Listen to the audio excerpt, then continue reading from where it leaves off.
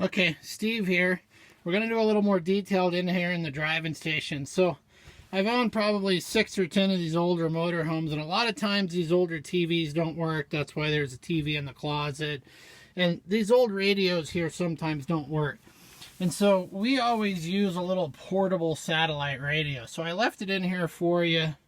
It's plugged in up there. You turn it on down here. You'll get a little green light. Turn it on right here. It'll come on. The little pickup sensor is right up there. Oh, that's awful loud. So you can turn it down.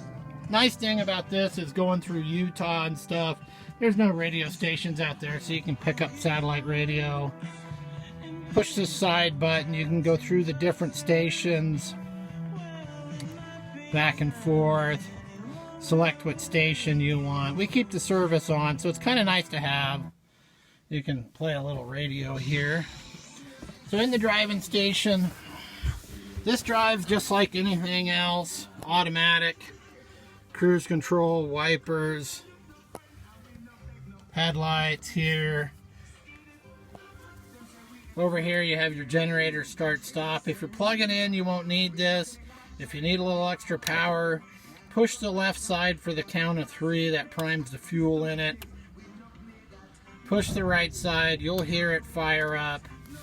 Now it takes a solid probably 2 minutes until the electricity kicks on once the generator's started. So you can lean over here.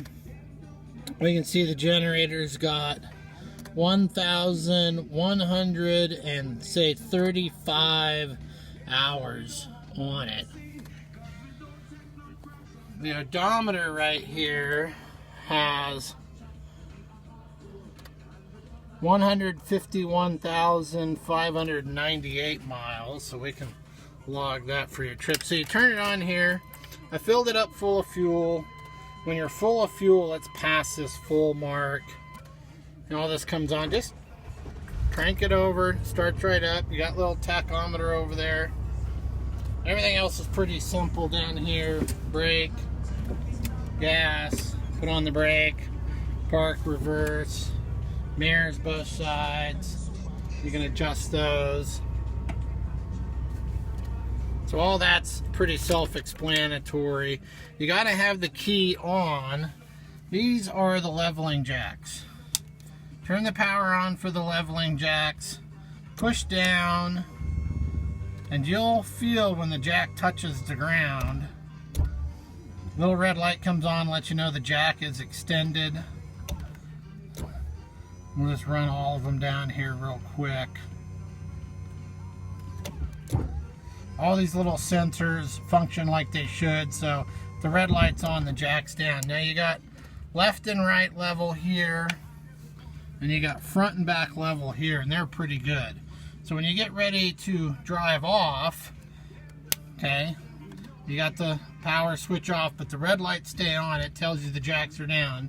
You turn this on, all up, just hold this, and you can listen to the hydraulic pump there, and the lights will start going off when they reach their stowed position.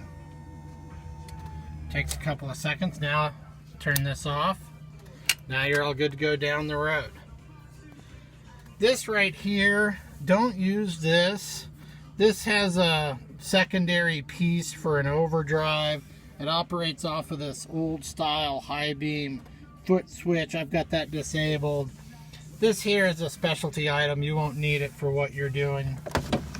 You got your driver's side window here, and of course your driver's side door works. You can go in and out this. Down here in this little cubby, the RV has a rewards card for Pilot and Flying J. Pilot and Flying J. And this little guide here will tell you where their fuel stations are. If you use this rewards card when you fuel up or fill for propane, it'll save you some money. That's why we keep it in here. Okay, that's it for inside videos, I think.